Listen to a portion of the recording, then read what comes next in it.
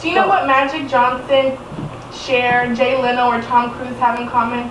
These celebrities are part of the 15 to 20% of Americans that have dyslexia. According to the U.S. National Institute of Health, dyslexia is a learning disability that can hinder a person's ability to read, write, spell, and sometimes speak. It is also the most common and persists throughout life. It affects people of all backgrounds and intellectual levels. And by no means is dyslexia due to the lack of intelligence or the desire to learn. The word dyslexia, dys meaning difficulty, and lexia meaning words or language, was first recognized in 1896. It stems from the brain and nervous system and affects the brain's ability to translate images received from the eyes to ears.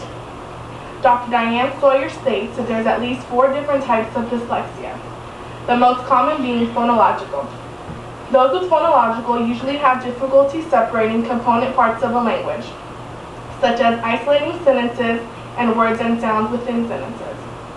Another common is orthographic. Those usually have trouble recognizing and working with different spelling patterns. A third kind is dyscalculia. Those usually have trouble with mathematics and are fairly good readers. They just have trouble identifying different mathematical symbols. And the fourth kind is dysgraphia. It affects someone's ability to write. They tend to write really small and their letters are not formed properly, and they usually do not write in a straight line.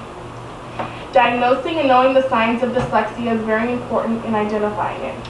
Some schools are providing a screening called response to intervention. They give screenings to those children showing early signs of reading difficulties. And for those who do not go through an RTI screening, it is important to get an evaluation done to formally diagnose your dyslexia. Some common signs are reading slowly or inaccurately, avoiding tasks that involve reading and writing, have trouble filling out forms or documents, spelling words differently or incorrectly, and ignoring or focusing too much on certain details. Unfortunately, there is no permanent cure for dyslexia. It is a lifelong condition, but with the proper help, many dyslexics learn to read and write very well. An important key in treating it is diagnosing it early on. Children can get extra help from teachers, special tutors, or special trained therapists. Also, using a multi-sensory approach helps those with dyslexia.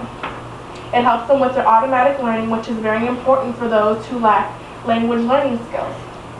And most important of all, having a positive attitude is very important. And keeping those who are positive influences will help you a lot. Although this learning disability affects a person's self-image, those with dyslexia are far from being stupid or dumb. They are often gifted in other areas that do not require strong language skills. I personally do not know anyone who is dyslexic, but after doing the research for this paper, it has definitely changed my views. I also hope that this speech has informed you and changed your outlook on dyslexia. Thank you.